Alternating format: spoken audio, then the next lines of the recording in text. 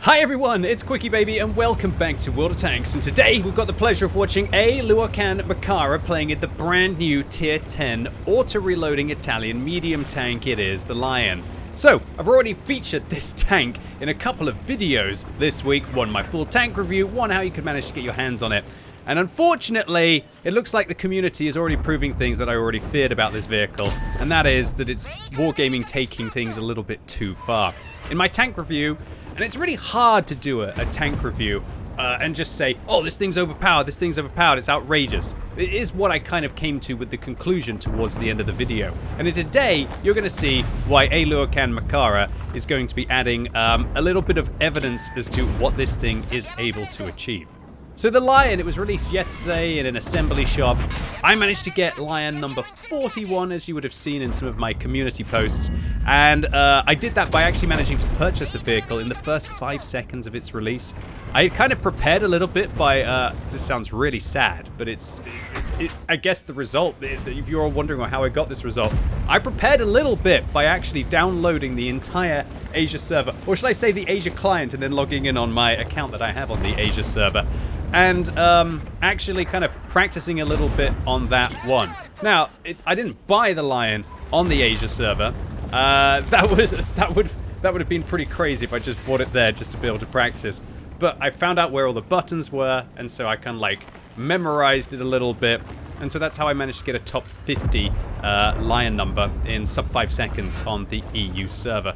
Still a pretty stiff competition. I think there were about 180,000 people logged in on the EU server yesterday, and Wargaming will be sitting there thinking, haha, we have finally cracked the magic code. Because I think all of the styles sold out in a minute. So that's 22,000 with a style, I believe, in a minute on the European server. And then I believe that all of the subsequent non-styled Lions on the EU server, of which I think there were 65,000 in total, sold out within an hour, I think, or an hour and a half, or 2 hours, as far as I can tell. That's just outrageous. If you think that each one was about, on average, £100 of currency, depending on what you decided to spend on, yeah, Wargaming would have made 6.6 million pounds in an hour, effectively. Now, of course, that's something that they can't do every month. It's something that they could only probably do once every half a year or once a year in total. But it does set a new standard, and congratulations to you, Wargaming, on finding a way to distribute at astronomical prices and to have this huge fear of missing out developed within the community on this success. And I should really get back to the gameplay, because while I feel like that was something important to say, Luokan has already managed to get up to 6,400 damage. And do you know why that is? It's because this vehicle's DPM ramps up and ramps up and ramps up, and while it has a horrible intra-clip reload of 4.5 seconds, when you're hitting for 420 each shot, that is some scary level damage per minute. Tanks that reload in 5 seconds, for example, like the Tortoise, that is the highest damage per minute in the game. This vehicle has half a second better intra-clip than the Tortoise. However, it has 20 extra alpha damage. So when this thing is unloading, it's got higher damage per minute than the highest damage per minute non-auto loader in the game. And as long as you never fire that fourth shell, as Luokan Makara is doing here, you'll see that it's just outrageous. Bit of a misplay there, should have just really committed a little bit earlier. But one thing that's really interesting is that you'll see that people are not even going to wait for the auto-reloader to finish reloading unless it's the second from last shell. Because as you will have seen in my full tank review, the first shell, or when the tank is empty, it reloads in 21 seconds. And then the second shell is 8, 10, and 13. But what Wargaming were probably thinking that they were super smart by introducing a mechanic like this into the game. But all they've really done is just made it so you never use that last shell unless it's an absolute emergency, you're about to die, or the enemy tank would destroy you in the extra 2.5 seconds that it would take to actually reload the second shell instead of just use the intra-clip reload on this vehicle. The weird thing about that is that as long as you're not stupid and you just don't fire that fourth shell, unless like Luokan here, you want to get over 10,000 damage in the first 5 minutes of this battle, then look how long this empty reload is. It is a very horrible reload. then what you should really just do with this vehicle is just imagine it's like a 3-round auto-reloader.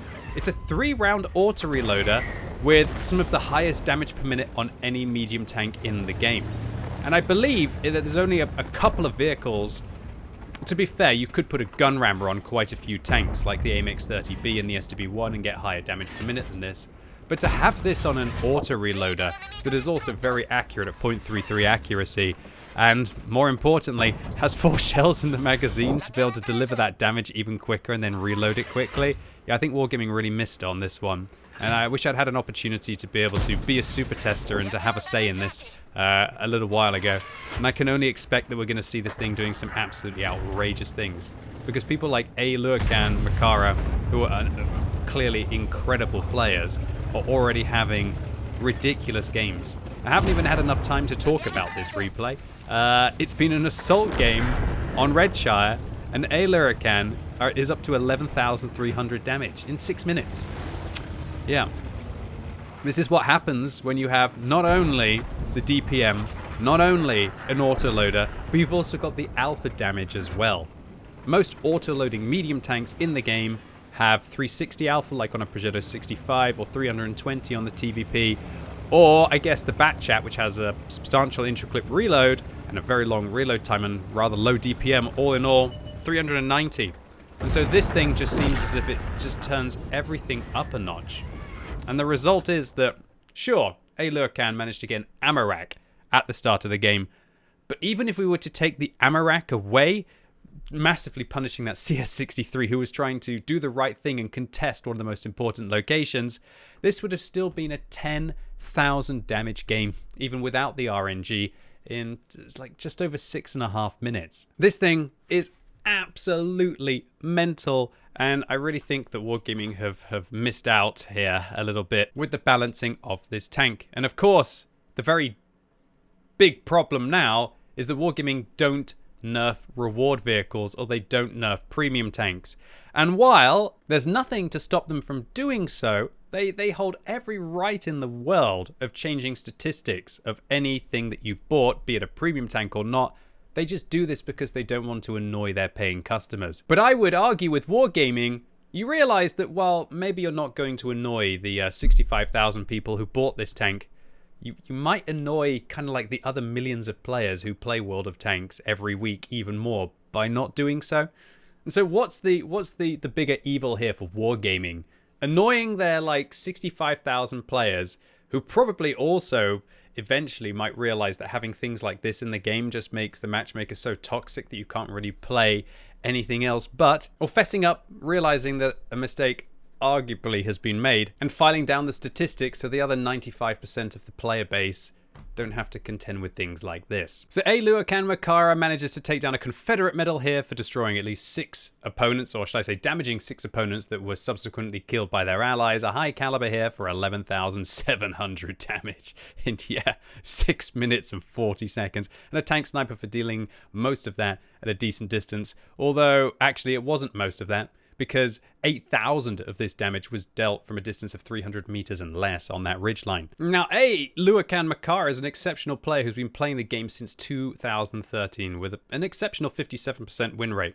And within the first 24 hours of them having a Lion, they set themselves a new damage record for their account. And so congratulations to you, A. Lurkan Makara, for a massive game in a tank that is probably going to have even more massive results in the future.